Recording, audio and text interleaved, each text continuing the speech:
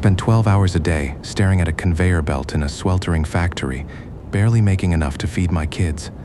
Meanwhile, my younger cousin, Lila, runs her own empire.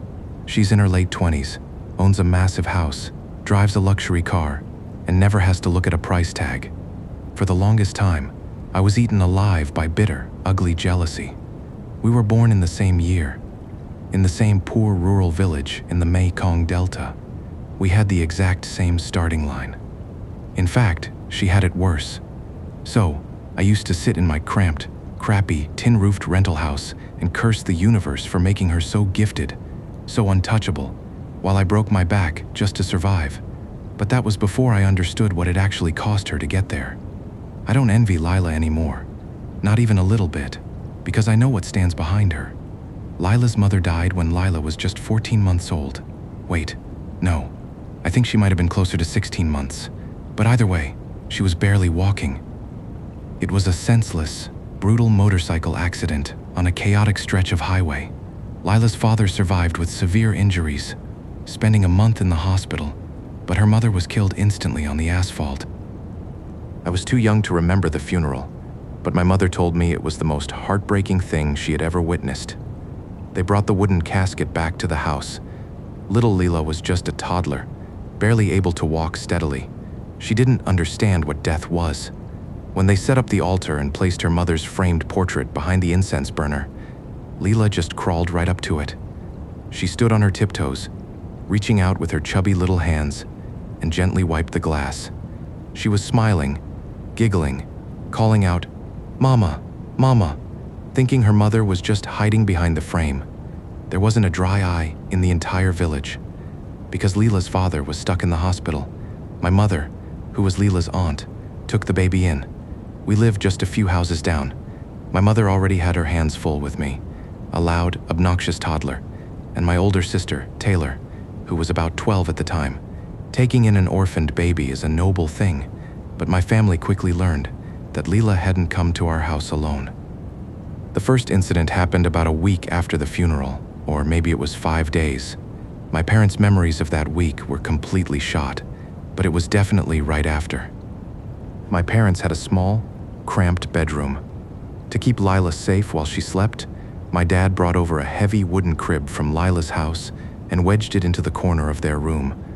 One humid afternoon, my mother put Lila in the crib with some plastic toys and laid down on the bed for a quick nap.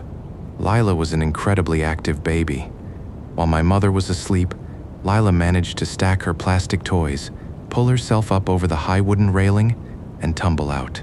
She hit the hard dirt floor with a heavy thud. She immediately started screaming. My mother jolted awake, terrified, and scooped the baby off the floor. Lila was clutching her left knee, wailing. My mother gently pried the baby's hands away and saw that her little kneecap was swelling up, turning an angry, bruised red. Thank God nothing was broken, but it was a nasty bump. My mother iced it, applied some medicinal oil, and spent the rest of the evening soothing her. That night, my mother had a nightmare. She dreamt she was sitting in our living room. Suddenly, the front door violently swung open. Standing in the doorway was Lila's mother. My mom said the air in the dream instantly turned freezing cold. Lila's mother didn't look peaceful. She looked furious. Her chest was heaving, her eyes were wide and bloodshot, and she was glaring at my mother with absolute unadulterated rage. "You aren't watching her," the spirit screamed, her voice echoing unnaturally in the small room. "You let my baby fall. You let her smash her knee, and you didn't even care. Keep your eyes on her." In the dream, my mother felt a surge of defensive anger. She stood up and yelled back. She screamed that Lila wasn't her kid, that she had climbed out of the crib they bought for her, and warned the spirit not to dare come into our house throwing blame for an accident. The argument was intense and visceral. My mother yelled at the spirit to get out. She marched toward the front door to slam it in the ghost's face. But as soon as my mother stepped over the wooden threshold, the spirit lunged. Lila's mother shoved my mom squarely in the chest with impossible force. My mother flew backward, twisting in the air as she fell. Crack. My mother woke up screaming in the pitch black of her bedroom. The pain was blinding. She was clutching her left knee, tears streaming down her face. My dad snapped on the weak bedside lamp, panicking and frantically asking her what was wrong and what had happened. My mother slowly rolled up her pajama pant leg. Her left knee, the exact same knee Lila had injured that afternoon, was swollen to the size of a tennis ball. It was completely bruised, a deep, ugly purple, radiating a throbbing, agonizing pain. It wasn't just a phantom pain from a dream. The physical impact was real. She had suffered the exact same injury as the baby. It scared the crap out of her. My mother was terrified, but she kept her mouth shut. She didn't want to start rumors that her dead sister-in-law was a vengeful ghost. She just quietly made sure that Lila was watched like a hawk every single second of the day. But a few days later, my older sister, Taylor, learned the rules the hard way. Taylor had just come home from middle school. It was monsoon season, and the sky was a bruised, heavy gray. My mother, exhausted from watching two toddlers, begged Taylor to take Lila outside for a bit so she could cook dinner. Taylor carried Lila out to the edge of the dirt road to watch the rain rolling in, but the storm hit faster than expected. A massive downpour suddenly washed over them.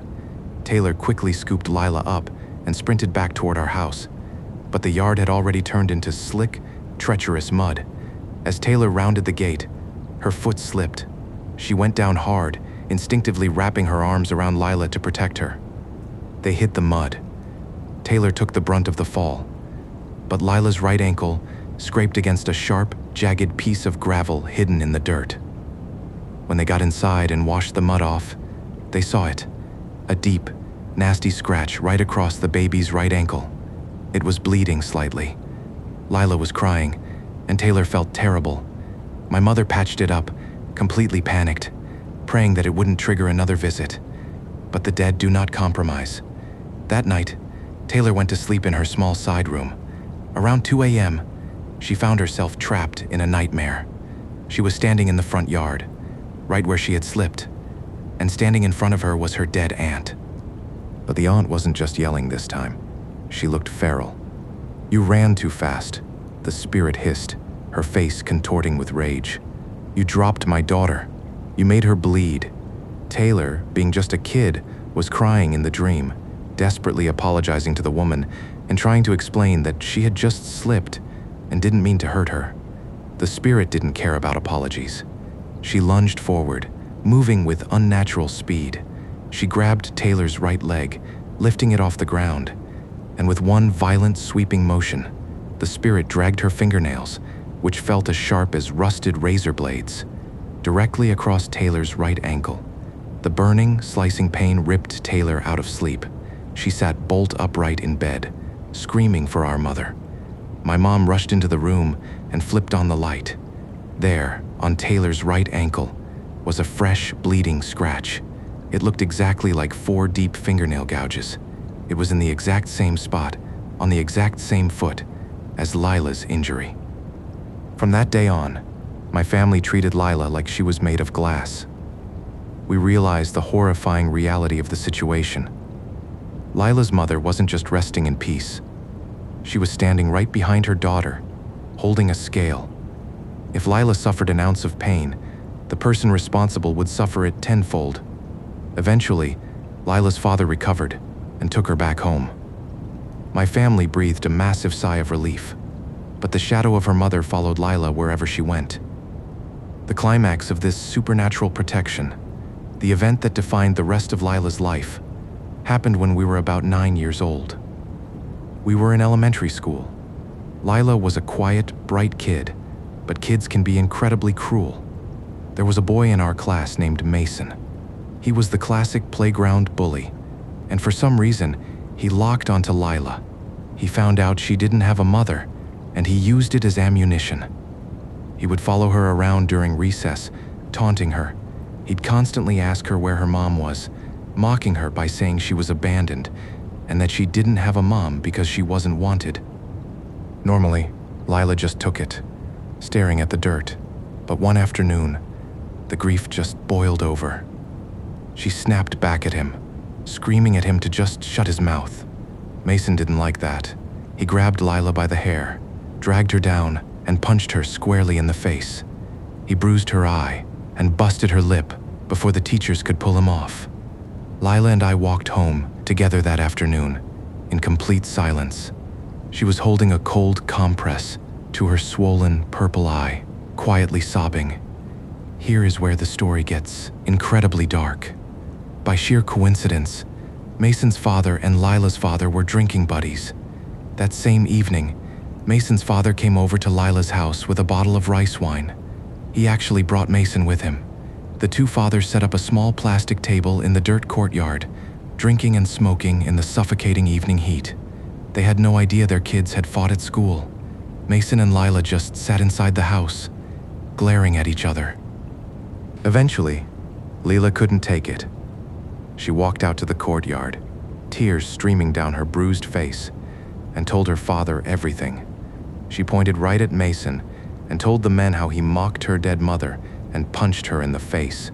Lila's father was furious, but because Mason's dad was a guest and a drinking buddy, he tried to be diplomatic. He muttered something about how kids should play nice and tried to defuse the situation. But Mason's father was a proud, arrogant man. Instead of apologizing, he got defensive. He called Mason over and bluntly asked if he had hit her. Mason just smirked, nodding and blatantly lying that she had started it. His dad just laughed, taking a sip of his wine, telling Lila's dad that kids will be kids and that she needed to learn to toughen up because he was coddling her way too much. Lila's father gritted his teeth, trying to keep the peace. But then, the atmosphere in the courtyard changed. The cicadas abruptly stopped chirping. The heavy, stagnant air suddenly turned freezing cold. Mason's father stopped laughing. His eyes went completely blank, staring dead ahead into the dark yard. The glass of rice wine slipped from his hand and shattered on the ground. He slowly stood up. His posture was entirely different. His shoulders were hunched, and his movements were jerky, almost robotic. He turned his head and looked at his son, Mason, but the look on his face wasn't a father's look. It was a look of pure, unadulterated hatred. Before anyone could react, Mason's dad lunged. He grabbed his own son by the throat and dragged him backward across the dirt yard. He dragged the screaming boy right to the edge of the property, stopping directly in front of a small mound of earth. It was the dirt grave of Lila's mother. Mason's dad slammed his son down onto the edge of the grave. He pinned the boy's chest with his knee, and then he raised his fists. Holy fucking shit. He didn't slap him, he beat him, raining down heavy, closed-fisted blows directly into his own son's face, with a sickening, wet thudding sound that echoed in the quiet yard like meat being tenderized on a butcher's block. Right before Lila's father finally snapped out of his shock and sprinted over, screaming at the man to stop before he literally killed the boy. He grabbed Mason's dad by the shoulder and violently yanked him backward. Mason's dad spun around. He backhanded Lila's father so hard it knocked him to the ground. And then, Mason's dad spoke. But the voice that came out of his mouth was wrong. It was a woman's voice, high-pitched, weeping, and vibrating with demonic rage. You let him hit my baby. He mocked my death, and he made my baby bleed. You wouldn't protect her, so I will. I'll break his neck. I'll break his neck. Lila's father froze in absolute terror. He recognized his dead wife's voice coming out of this grown man's throat. It was totally fucked up. The possessed man turned back to the bleeding boy on the grave, raising his fists again, but suddenly, the man's eyes rolled into the back of his head, and he collapsed face first into the dirt, out cold. The possession was over. When Mason's dad woke up a few seconds later, he had no memory of what had just happened, or at least he acted like he didn't, looking totally dazed. He sat up, groggy and confused, only to see his son lying on the ground, his face beaten to a bloody pulp, his eyes swollen shut. Mason's dad looked at his own blood-stained knuckles in horror. He started frantically accusing Lila's father of attacking them, but little Mason, sobbing through broken teeth, pointed a trembling finger at his own dad and cried out that he was the one who did it. The man was so horrified by his own actions that he grabbed his son and ran off into the night. Word spread through the village like wildfire. Everyone knew what had happened. Everyone knew who had done it. And that is the real tragedy of my cousin Lila. After that night, nobody bullied her, but nobody played with her either. The other kids were absolutely terrified of her. If they bumped into her, if they accidentally made her trip, they knew a ghost would visit them in the night and exact a bloody toll. Lila grew up in a bubble of absolute, suffocating isolation. She had no friends to distract her, no teenage drama, no parties. She had nothing but silence, her textbooks, and the heavy, invisible presence standing right behind her shoulder. She poured all that lonely energy into her studies.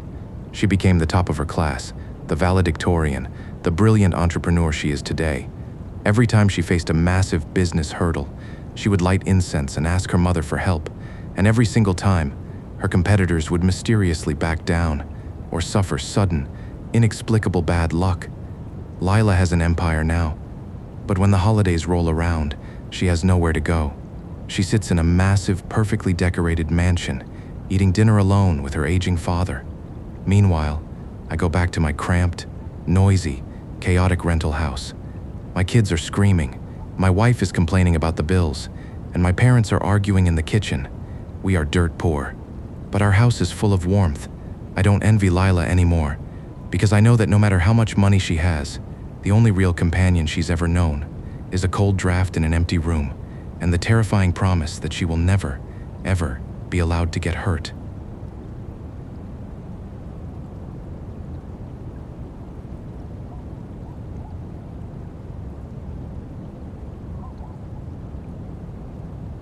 You know, there's this unwritten rule among travelers in Vietnam. It doesn't matter if you're staying at a 5-star resort in Dalat or a tiny roadside motel in the middle of nowhere, you always knock 3 times. A little heads up to whoever or whatever might be lingering in the shadows of that room before you move in. I've done it 100 times, but last weekend I slipped up, and let me tell you, something was waiting to remind me. It was supposed to be a simple trip. My family and a couple we've been riding motorcycles with for years. Well, actually, I think it's only been like 3 years, but you know how fast you bond on the road. Decided to hit the road. It was one of those post-Tet holidays where you just need to get away from the city noise. Initially, we planned for Vung Tau, the classic choice, but you know how Facebook ads are. They track your freaking thoughts before you even think them. An ad popped up asking if we were tired of Vung Tau and suggesting we try Phuoc Hai. Phuoc Hai, a coastal area where the salt air hangs heavy over the vast open rice fields. I'd driven past it plenty of times, but never stayed. It's got that raw coastal charm, giant kites flying over the squares and fresh seafood. I convinced my wife, Chloe, and we pivoted, but since it was a holiday weekend, finding a spot was a complete pain in the ass. Everywhere was booked solid. Just as we were about to give up and head back to the usual tourist traps, Chloe found a place. A homestay tucked right in the middle of the rice paddies. No other options. It was this or driving back to Saigon in the heat. And the place was actually pretty nice, I got to admit. High ceilings, a private pool, and these mini houses designed for families. Our unit had 2 floors, 2 beds downstairs for us and the kids, and 1 upstairs for our friends. It cost us about 1.6 million dong a night, roughly $65. Not exactly cheap for a rural homestay, but the landscaping was top tier. Every corner was a photo op. We spent the afternoon playing with the kids, Buddy, Peanut, and our friend's kid, Pin. Just a bunch of toddlers splashing around while the adults tried to find some peace. By the time 10 p.m. rolled around, I was absolutely spent. I'd only slept 3 hours the night before, plus the long gridlock drive from Saigon in the sweltering heat. My brain felt like it was vibrating. I just wanted to crash. The layout of the room was a bit weird. The 2 beds downstairs weren't side by side. They were angled, head to head in a sort of L shape. I took 1 bed, and Chloe stayed on the other with the kids, getting them settled with their milk. I remember scrolling through my phone for a few minutes, my eyes heavy, and then I drifted off. But it wasn't a normal sleep. Have you ever felt like your brain was tied to a piece of string? Imagine a thin, invisible thread wrapped around your consciousness, and just as you're about to fall into that deep, dark well of REM sleep, someone, something, gives it a sharp, sudden tug. My eyes snapped open. My head actually lurched forward on the pillow. I checked the room. Total silence. Just the hum of the AC. My eyes were burning with exhaustion, so I closed them again. 5 minutes passed. Tug. My brain jolted. It happened 5, maybe 6 times. Look, I know exactly how this sounds. You're probably thinking I was just hallucinating from severe sleep deprivation. And believe me, I tried to convince my own brain of that too. But I swear on my life, that feeling was entirely physical. It wasn't a noise, and nobody was touching my body. It was like a screwed up psychic alarm clock that just didn't want me to leave this reality. By midnight, I gave up on sleep. I was frustrated and craving a smoke. I crept out of bed, careful not to wake Chloe or the boys, and slipped outside. The homestay was dead quiet. To the right of our room there was a small lotus pond, and beyond that, nothing but miles of dark, whispering rice fields. No chairs, no tables, just me, the moon, and the humid night air. I stood there, leaning against the doorframe, trying to find some chill in the scenery. Then I heard it. A cough. It was loud. Real. Maybe 5 or 6 meters away. It wasn't a sickly cough. It was more like this deep, authoritative, throat-clearing sound. I didn't even jump. I just figured someone else was out there having a late-night smoke like me. I turned my head, scanning the little bridge over the pond, the fence line, the bushes. Nothing. I looked at the small wooden boat tied up in the pond, a prop for tourists to take photos in. Empty. I felt the first prickle of goosebumps on my arms. Okay, Hunter, I thought. Get it together. I stared at the lotus pond for about 10 seconds, my eyes adjusting to the shadows. And then, right where I was looking, not from the distance, but right in freaking front of my face, as if a man was standing 3 feet away, came a long, drawn-out throat-clearing sound that lasted a full 3 seconds. The air around me turned ice cold. There was absolutely no one there. The space was wide open, illuminated by the dim garden lights. You couldn't hide a cat out there, let alone a grown man. I didn't run. I've got too much pride for that. But I did take a few more quick drags, crushed the ember, and retreated inside. I lay back down, staring at the ceiling, and that's when it clicked. The lady. When we arrived, the homestay was chaotic. A staff member was rushing us to our room because they were so busy. She was flying ahead of us, dragging the suitcases. As we approached the door, Chloe desperately whispered at me to remember the knocking ritual. I had the baby in my arms. I was tired, and before I could even reach for the wood, the staff lady had already swung the door wide open with a plastic smile, quickly pointing out the bed arrangement before wishing us a good stay and vanishing into thin air. The threshold had been crossed without a word of greeting to the locals of the spiritual variety. I tried to do a quick silent prayer afterward, knocking on the side wall, but the seal was already broken. The host hadn't invited us. We had just barged in.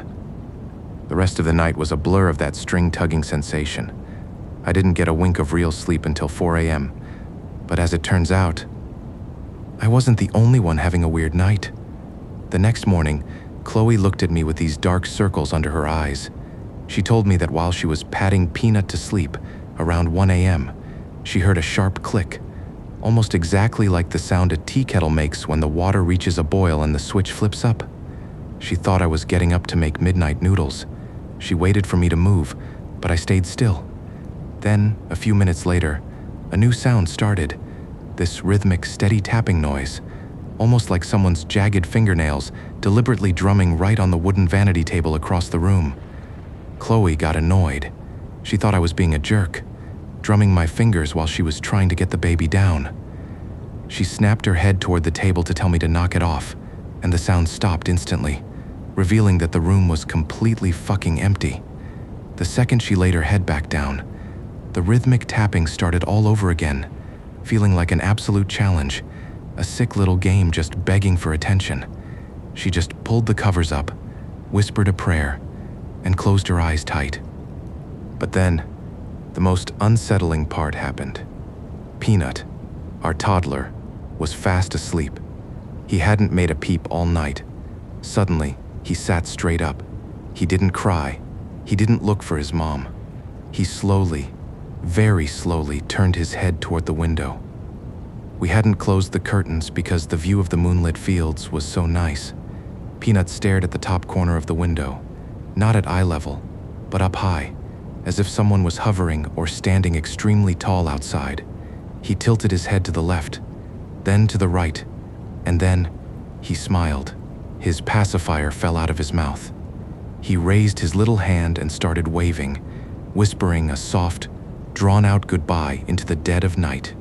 Chloe said he did it for 2 full minutes, just waving at the empty, dark window, looking up at something that apparently looked back. Eventually, his little brow furrowed, like he was confused that the person had disappeared, and then he just tumbled back onto the pillow and went back to sleep like nothing had happened. It scared the absolute crap out of her. By breakfast, the stories started converging. Our friends who slept upstairs came down and immediately complained, asking what the hell we were doing in the bathroom all night because they heard the toilet flush at least 10 times. Chloe and I looked at each other. Between the two of us, we'd gone in 4 times. Twice for me, twice for her to wash a bottle. We only flushed twice. Our friend insisted they heard it all night long, joking that the Fuhai seafood must have done a serious number on our stomachs. Before we checked out, I took one last look around the room. I noticed something I hadn't seen the day before. On the very top shelf of the room, tucked away where you wouldn't see it unless you were looking for it, were 5 statues of our hats, spiritual protectors. They were lined up perfectly, unlike the other random decorations in the room. I followed the line of their gaze. All 5 statues were staring directly at the exact spot on the window where my son had been waving goodbye to the empty air. I'm not saying the place is haunted in a bad way. Honestly, the unseen guest felt more like a curious old man or a bored caretaker than anything malicious. Maybe he just wanted to be acknowledged. Maybe he liked the kids. But I'll tell you this, I don't care how tired I am or how fast the hotel staff moves next time. I'm holding that door shut until I've knocked 3 times and said my hellos. Because in places like Fuhai, where these homestays are built over old rice fields and ancient graves, you're never really the only one in the room. It's just polite to ask if the bed is taken. I reckon next time we go back, I'll bring some extra fruit for that altar, just in case he's still looking for someone to wave back.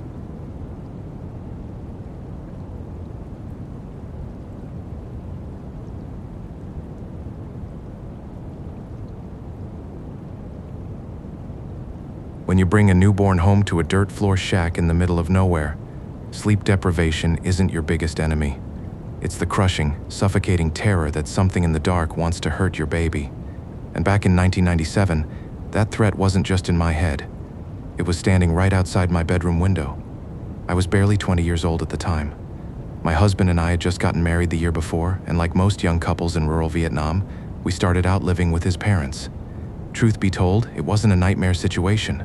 My in-laws weren't evil people, but when you have 2 generations of women sharing one small kitchen, there is always this quiet, underlying friction. It was just exhausting. We desperately wanted a place of our own. My husband was a stubborn guy. He knew that his parents technically owned a large, overgrown plot of land a few miles away, deeper into the countryside. They had cleared it and lived on it over a decade ago, right after the war, but for some reason, they suddenly packed up and moved closer to the main road. The land had been abandoned ever since. So, my husband went to my father-in-law and essentially demanded to borrow the land. He wanted to build a house, grow some vegetables, and raise fish. My in-laws were surprisingly hesitant. They tried to talk us out of it, offering other solutions, but my husband wouldn't budge. Finally, my father-in-law made a deal. He said if we moved out there, lived peacefully for a year or 2, and gave him a grandchild, he would officially transfer the deed to our names. My husband was thrilled. He thought it was just a generous incentive to start a family. What we didn't know was that my in-laws were treating us like guinea pigs. They wanted to see if the thing that drove them off that land all those years ago was still there. We moved in and immediately got to work. We didn't have money for a proper brick house, so we built a makeshift shack. It had a dirt floor, walls made of woven bamboo and mud, and a thatched roof. It was basically one single room that served as the kitchen. the living room, and the bedroom. Almost immediately after we moved in, I found out I was pregnant. My husband was over the moon. He figured the land was as good as ours. But when my in-laws found out, their reaction was bizarre. Instead of being happy, my mother-in-law started showing up constantly, practically begging us to move back in with them. She kept saying that the rural air was bad for a pregnant woman, that we were too far from the clinic. But my husband refused. He wasn't going to leave until that piece of paper had his name on it. I carried the baby to full term without any issues. Late one night, my husband loaded me onto the back of his loud, rattling Honda motorbike, drove me to the local clinic, and I gave birth to a healthy baby girl. We named her Tam Ann. Bringing her back to that dirt floor shack was when the atmosphere completely shifted. My mother-in-law visited on the third day. She took one look at the baby, grabbed my husband by the arm, and frantically whispered that we needed to leave immediately. She said the environment was too spiritually heavy for a newborn.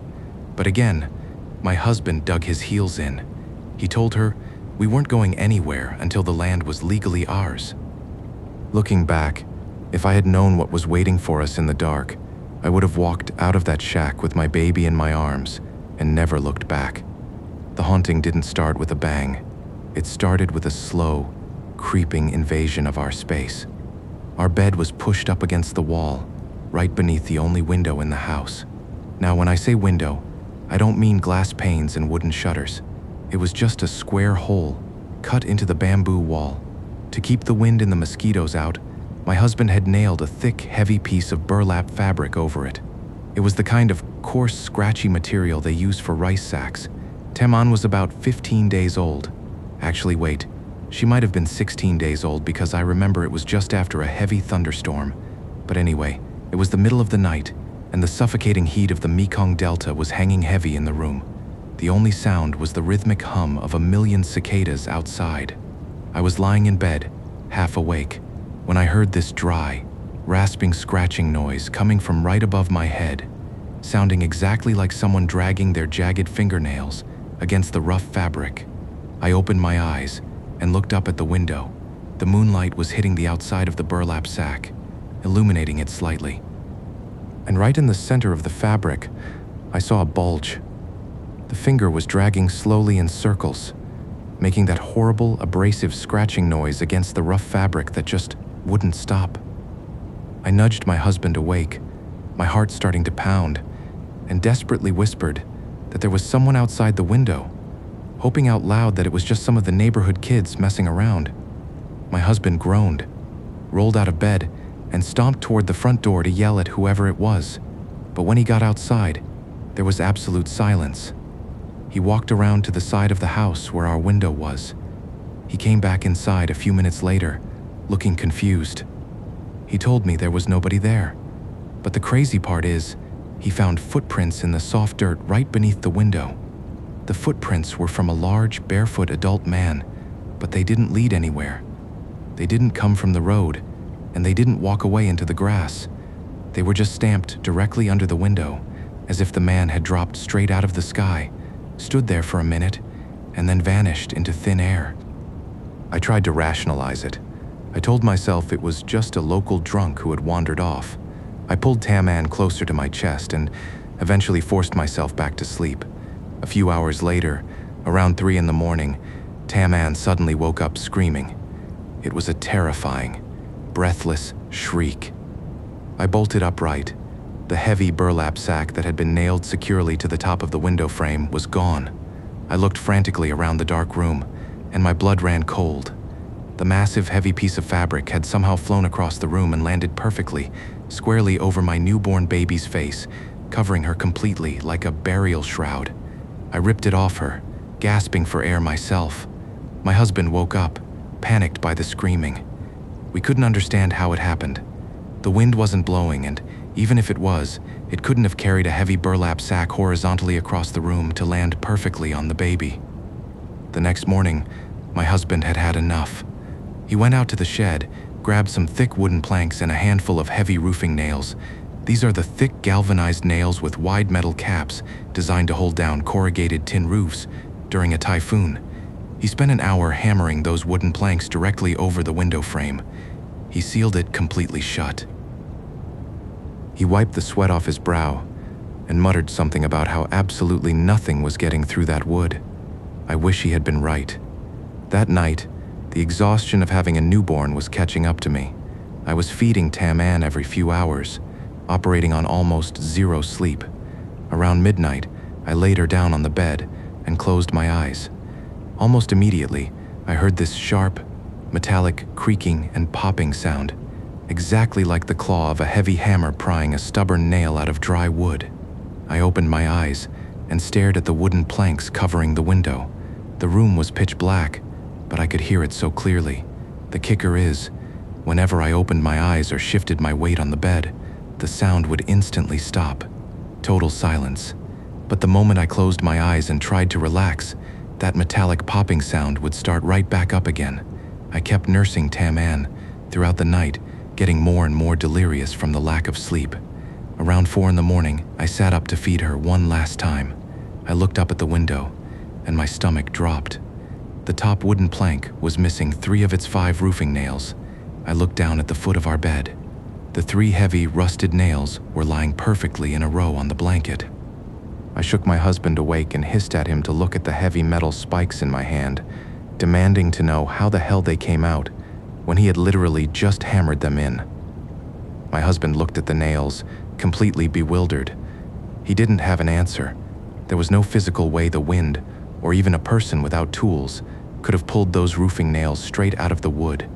He told me he would fix it in the morning and went right back to sleep. I laid back down, pulling the thick cotton blankets over Tam-An to keep her warm against the sudden chill in the room. I was just drifting off when I heard a violent crack. 2 of the heavy wooden planks detached completely from the window frame and plummeted straight down. They landed directly on top of Tam-An. If it hadn't been for those thick folded blankets I had just draped over her, the edge of those heavy wooden boards would have crushed her fragile skull. As it was, the wood slammed into the blankets right over her face, stopping barely an inch from her nose. She woke up screaming, terrified by the impact. I threw the heavy planks onto the dirt floor, my hands shaking violently. I screamed at my husband, demanding to know what kind of sick joke this was. We pulled the bed to the far side of the room, away from the window, and huddled there until the sun came up. By the 4th night, the tension in the house was unbearable. Naturally, my husband dealt with the stress the way a lot of young guys did. He went out drinking with his buddies to celebrate the baby's birth, leaving me alone in that sweltering shack. It was past 10 o'clock. The window was still completely uncovered, a gaping black square in the wall. I was sitting on the edge of the bed, nursing Tam-An, feeling this deep, exhausted rage toward my husband for leaving me alone. I was staring absently out the window, looking across the overgrown field of tall grass, waiting to see his headlights. Instead, I saw a shadow. About 50 yards away, maybe less. It's so hard to judge distance in that pale moonlight. There was a figure of a man. He was staggering through the tall grass, swaying violently from side to side like he was blackout drunk. As he walked, he kept dragging his hand through the dry reeds, making this continuous, rhythmic swishing sound that carried perfectly on the quiet night air. I rolled my eyes. I was absolutely furious. I thought it was my husband, too drunk to even walk in a straight line, taking the long way home through the weeds. I watched him stagger closer. 40 yards, 30 yards. It took him a solid 20 seconds of clumsy walking to get within 15 yards of the window. Suddenly, Tam-An unlatched from my breast and let out a sharp, choked cry. I looked down at her, shushing her gently and murmuring that her stupid father was finally home. It took me maybe 5 seconds to soothe her before she latched back on. I looked back up at the window. The man was gone from the edge of the yard. I frowned, scanning the grass. There he was, back at the 50-yard mark. My brain couldn't process it. It was completely illogical. It took him 20 seconds of heavy, stumbling effort to cross that distance. I had only looked away for 5 seconds. How did he instantly cover 35 yards backward? I watched him stagger forward again. The same clumsy walk, the same hand dragging through the grass. He got to the 15-yard mark. Or maybe it was closer to 10 yards. My depth perception was completely failing me in the dark. But Tam Ann started crying again. I looked down, patted her back, and looked up. He was back at the 50-yard line. This happened 4 times. It was like watching a broken piece of film loop over and over again. My anger started to evaporate, replaced by this freezing, paralyzing dread. The 5th time he approached, I didn't look down when the baby cried. I kept my eyes locked on him.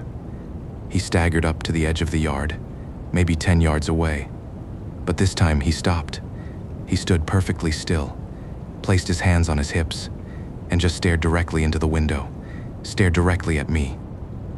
I yelled out into the dark, my voice trembling, demanding him to get his ass inside and stop playing games. The figure didn't respond. He just stood there, hands on his hips. I blinked. In the fraction of a second it took for my eyelids to close and open, the figure was at the window. He wasn't standing outside. The top half of his body was already leaning through the open square, protruding into my bedroom. I finally saw his face, and my lungs completely seized up. It wasn't my husband. It was a man in his 40s. He looked feral. His hair was a wild, matted rat's nest, and his face was covered in a thick, filthy beard. He smelled like rotting earth and stale, fermented rice wine. But the most horrifying thing was his expression. He was smiling, but it wasn't a normal human smile. His lips were pulled back so far that I could see every single one of his teeth, his gums fully exposed. It was a rigid, paralyzed grimace, stretching his face into an unnatural mask. His eyes were squeezed shut into tight little crescents. He leaned further into the room, his long, dirty arm shooting out toward the bed. Before I could even react, his hand clamped down tightly around Tam Ann's tiny ankle. With one violent, horrific motion, he yanked her leg. He didn't try to drag her out the window. He just pulled her leg with such explosive force that she was physically yanked out of my arms, sliding across the mattress and slamming into the bamboo wall. Tam Ann let out a scream that I will hear in my nightmares for the rest of my life. I completely lost my fucking mind. I lunged forward, grabbing my baby and pulling her back into my chest, my heart beating so hard it felt like it was going to break my ribs. I looked back at the window, ready to fight for our lives. The man was still there, halfway into the room. He hadn't moved an inch. He was still holding that frozen, grotesque 32-tooth smile. And then, he spoke. His jaw didn't move. His lips didn't twitch.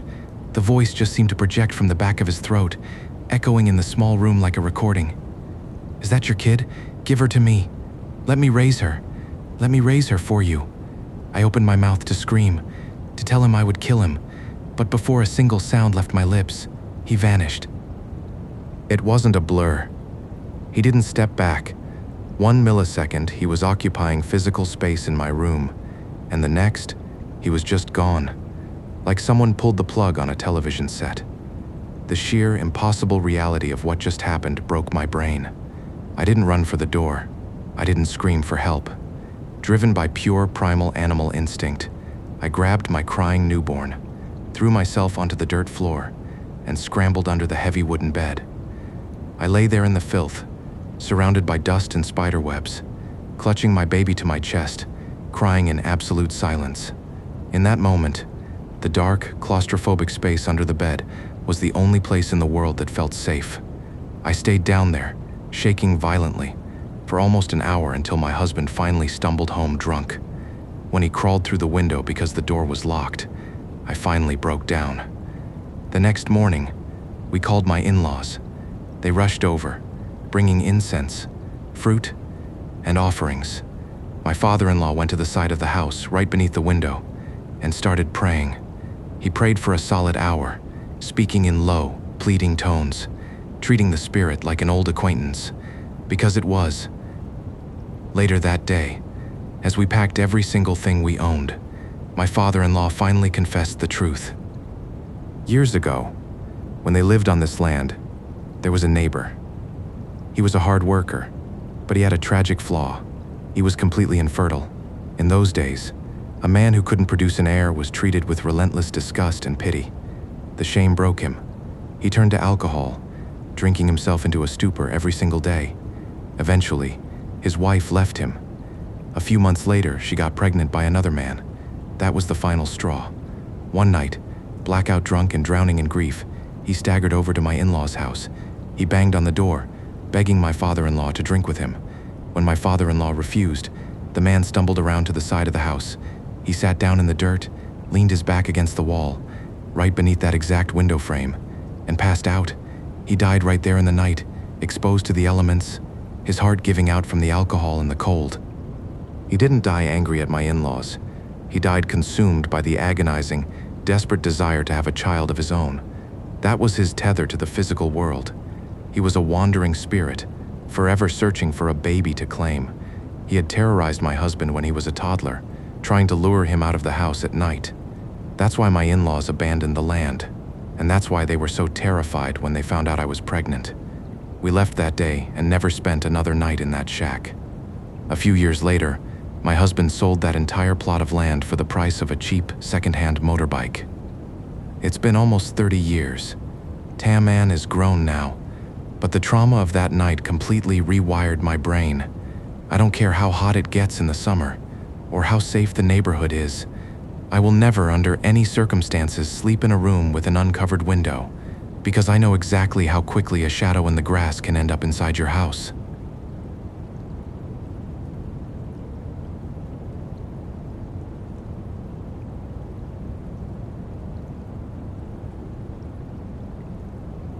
I know how crazy this is going to sound.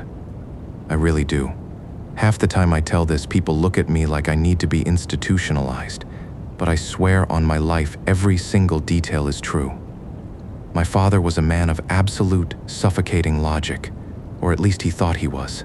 Growing up, he ruled our household with an iron fist, and the absolute quickest way to infuriate him was to talk about superstitions, curses, or ghosts.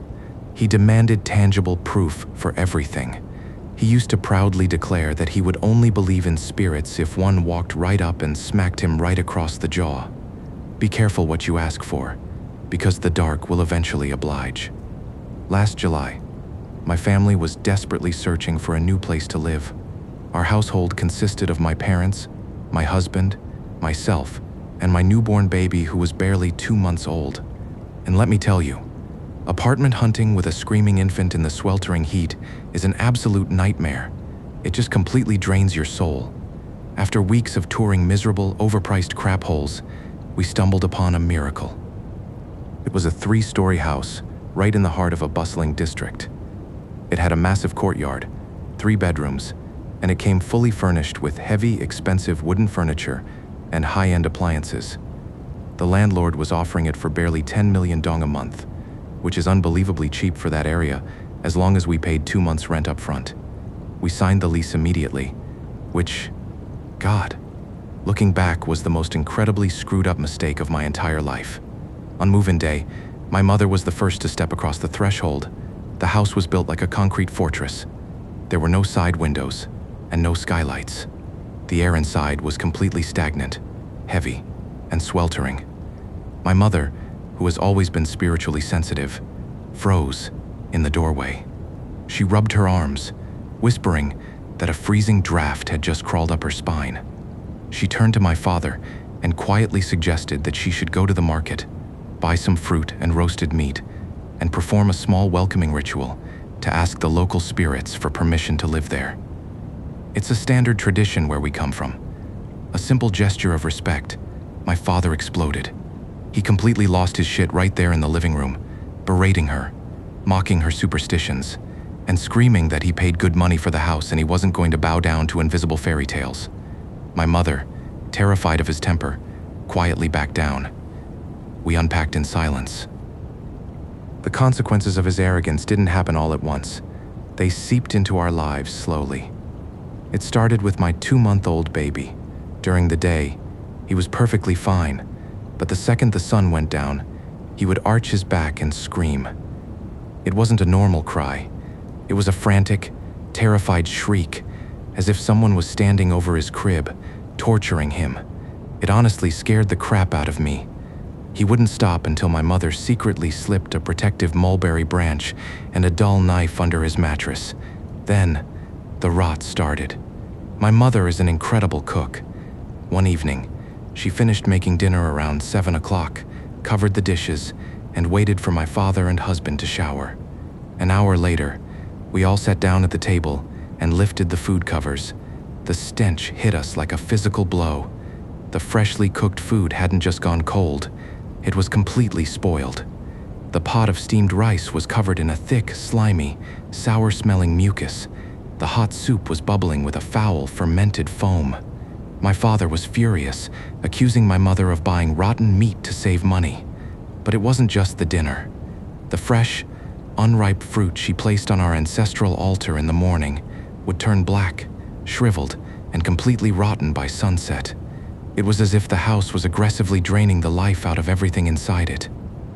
We started eating our meals immediately after cooking, trying to ignore the oppressive atmosphere. But the house wasn't done with us. Because we had a newborn, my sleep schedule was non-existent. Around 3 a.m. one night, I was sitting in the dark, exhausted, feeding my baby. The house was dead quiet. Suddenly, from the hallway just outside my door, I heard a beep. It was the washing machine. I listened closely. I heard the electronic chime of a cycle being selected. Then, the hiss of rushing water. A few seconds later, the heavy drum began to agitate with this sickeningly rhythmic sloshing sound that just kept echoing through the dead quiet hallway. I assumed my mother was just doing laundry at an ungodly hour. But the next morning, when I gently asked her to please stop exhausting herself with chores in the middle of the night, all the color drained from her face. She looked at me with wide, terrified eyes and swore up and down that she thought I was the one running the machine. We silently unplugged the washing machine from the wall. We never heard it again, but taking away one toy just made the unseen residents find new ones. A few nights later, again at 3 a.m., I was nursing the baby. The hallway was pitch black. Suddenly I heard heavy, deliberate thumping sounds coming from the wooden stairs, like someone was slowly dragging their weight up each step. I froze. I thought it was my father getting a glass of water, but the footsteps didn't stop at a door. They walked up to the landing, turned around, and walked back down with that same slow, agonizing thudding rhythm. Then, the pace increased. It instantly turned into a frantic, violent sprint with deafening banging noises, sounding exactly like heavy combat boots sprinting up and down the staircase and violently shaking the floorboards. It sounded like 3 massive men, intentionally stomping as hard as they could. My heart was hammering against my ribs. I gently laid the baby down, crept to the bedroom door, and grabbed the handle. The sprinting was deafening, just an absolute barrage of violent stomping that made my stomach drop, and before I even realized what I was doing, I ripped the door open. Absolute, suffocating silence. The hallway was empty. Nothing was there. Just heavy, stagnant air. I slammed the door shut, scrambled into bed, and pulled the covers over my head, shivering uncontrollably. 10 minutes later, as I was desperately trying to convince myself I was losing my mind, a new sound started. It was coming from the solid concrete wall directly behind my headboard. It started with this sharp, violent, clacking noise that honestly sounded exactly like someone taking a heavy iron hammer and repeatedly driving a thick nail directly into the concrete. The impacts were so violent, I could literally feel the vibrations traveling through the wooden bed frame and into my spine. My husband slept right through it, completely dead to the world. I couldn't take it anymore. The next day, I confessed everything to my mother. She burst into tears, admitting she had been hearing the phantom hammering and the heavy footsteps too. She even heard the sound of a spatula aggressively scraping a metal wok in the empty kitchen at 2 a.m. While my father was at work, my mother quietly set up a small offering of fruit and incense in the corner of the house. She clasped her hands, weeping, begging the unseen owners to leave us alone, explaining that we couldn't afford to lose our deposit. Miraculously, it worked. The house went dead silent for 2 glorious weeks. We thought we were safe. Until my father decided to rearrange the bedroom. My parents' heavy wooden bed had been sitting strangely in the dead center of the room since we moved in. My father wanted to push it flush against the wall. He grunted, shoving the heavy wooden frame across the floor, and grumbled under his breath, asking what kind of garbage was stuck to the legs. My mother walked over and looked down. Stuck to the bottom of all 4 wooden bed legs were faded, yellow talismans covered in erratic red ink. My mother gasped. She knew exactly what they were. The previous tenants hadn't just left the bed in the middle of the room out of laziness. They had deliberately sealed the bed with protective wards to keep whatever was in the room away from them while they slept. My mother frantically shrieked at him to absolutely not touch them, grabbing his arm, but my father just scoffed. He cursed under his breath, calling the previous tenants a bunch of superstitious idiots. He ripped all 4 talismans off the wood, marched downstairs to the kitchen stove, and burned them to ash. My mother watched the paper burn, feeling a cold, paralyzing dread settle into her stomach. The retaliation was immediate. That night, my mother woke up unable to move. Sleep paralysis. The room was freezing. She tried to turn her head to wake my father, who was snoring loudly beside her, but her muscles were locked in place. From the dark hallway, a massive, towering shadow casually stepped through the closed bedroom door. It was a featureless silhouette, completely black, standing nearly 7 feet tall. It glided to the edge of the bed and leaned over my mother. It dropped its heavy, invisible weight directly onto her chest. She couldn't breathe. She was suffocating, trapped in her own body, staring up into a void. I still get physically sick just thinking about her lying there completely helpless. She mentally begged for mercy, screaming prayers in her mind for what felt like an eternity, until the shadow finally stood up and faded back through the door. When she finally regained control of her limbs, she spent the rest of the night shivering in the corner. In the morning, she sobbed to my father, telling him the burned talismans had unleashed something horrific. My father exploded. He called her crazy, delusional, and sick in the head. He told her the ghost was just an excuse for a bad dream. He started screaming that if ghosts were actually real, she should tell them to come show their faces to him, and until he saw one with his own eyes, she needed to keep her freaking mouth shut. He practically begged for it. That night, my father had a dream. He dreamt he was lying in his bed. Standing around his mattress were 3 people: a young woman, a small child, and an incredibly old woman with a deeply wrinkled, furious face. The old woman leaned over him, her eyes bulging with absolute rage. "Why are you in our house?" she shrieked, spitting in his face. "Get out! Give us our house back!" My father woke up in a cold sweat, his heart hammering in his chest. But true to his stubborn nature, he shook it off, convincing himself it was just a nightmare caused by my mother's nagging. 2 nights later, the dream returned. This time, the old woman was alone. She was sitting directly on the edge of his bed. Her skin was a sickly pale white. Her eyes were completely bloodshot, the veins pulsing angrily against the whites of her eyes. She leaned in so close he could smell the rot on her breath. "Are you leaving?" she screamed, her voice vibrating with demonic fury. "Leave, or I will kill you. Leave or die." Even in the dream, my father's arrogance won. He yelled back, telling her it was his house, and he wasn't going anywhere. 2 days later, the spirits collected their debt. My father left work early because he was feeling a strange, dizzying migraine. He was riding his motorbike home, driving incredibly slow, barely 20 miles an hour, and hugging the curb because he felt so ill. It was the middle of the day. The street was mostly empty. As he approached an intersection near our house, he saw an old woman standing on the sidewalk. Suddenly, the woman lunged into the street, but she didn't walk. She moved with impossible, supernatural speed, blurring across the asphalt like a lightning bolt. No, it was faster than that. It was like she literally glitched through space, stepping directly into the path of my father's motorbike. He violently swerved to avoid hitting her. The bike slid out from under him.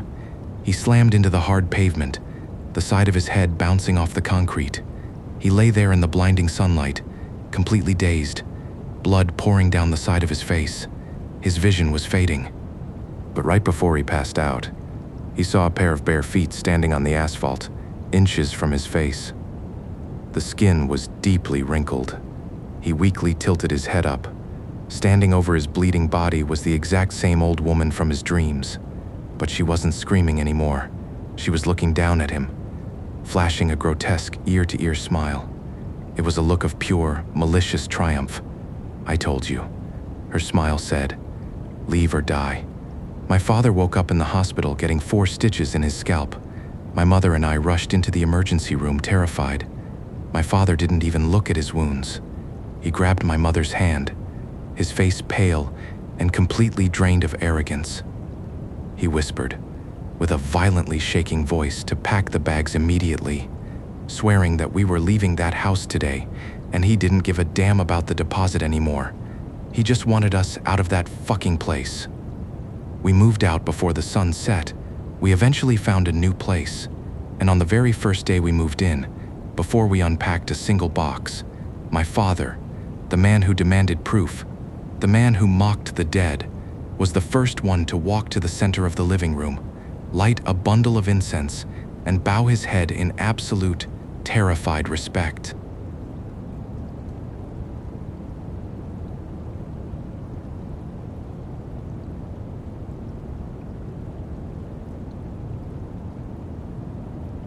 I'm not the type to get spooked easily. My name is Quinn, and ever since I was a kid, I've had my fair share of run-ins with things that shouldn't exist. I've heard the stories, seen the shadows, and honestly, I thought I was tough. I thought I was spiritually heavy, you know? Like a stone that the tide of the afterlife couldn't wash away. But then came the mandatory military training. It was only supposed to be 7 days. Just 1 week at a camp, actually. It was more like a concrete prison surrounded by these massive dead-looking trees. I won't name the place, for legal reasons, mind you, but it's a massive facility in Vietnam, the kind where the silence of the surrounding forest feels like it's pressing against your eardrums. We were just a bunch of students, thinking we were there for drills and crappy food. We were wrong. The minute we stepped onto the grounds, our instructor sent a message to the group chat. It wasn't about uniform codes or wake-up times. Well, it was, but then there were the other rules, the unspoken ones. He sent 2 blurry photos, grainy, low-light shots where you could just barely make out the silhouette of a girl standing near the barracks. The instructor told us, point blank, that we had to stay in our rooms after lights out, and if we heard someone scrubbing the floors in the latrines at 3 a.m., we needed to just stay in bed. He made it crystal clear that if we saw someone standing perfectly still in the hallway, we were not to approach them, but rather ask from a distance who they were and what squad they belonged to, and if they didn't answer, we were supposed to run the other way and report it to the office. Whatever we did, we couldn't touch them. Truth be told, I thought it was a hazing ritual, a way to keep us from sneaking out to smoke or hang out. But the atmosphere was heavy, like the air right before a massive thunderstorm. My roommates were terrified. They even went as far as buying fruit and incense, setting up a small, smoke-stained wooden altar in our room to bribe the wandering souls so they wouldn't enter our space. It didn't work. The first night was just petty. That's the only word for it. It started with things vanishing. One girl went into the latrine, a cramped, damp place right next to our room, with a bag of toiletries. She hung it on the hook, turned on the water for 2 seconds, and when she wiped the soap from her eyes, the bag was gone, just evaporated. But then it got physical. 2 girls in the corner of our room, sleeping on a bunk bed right against the wall shared with the toilets, didn't sleep a wink. Every time they closed their eyes, the bed would shake. Not a tremor, but a violent, rhythmic vibration. And then the tugging. They felt hands, cold, invisible hands, grabbing their ankles and jerking their legs. Anyway, that was just the warm-up. By the second night, things took a turn for the worse. It happened to Zena, our deputy company commander. She's a tough girl, or at least she was. Around midnight, the room was dead silent when she suddenly bolted upright, absolutely pissed off, demanding to know which one of us was messing with her, and telling us to knock it off because she was trying to sleep.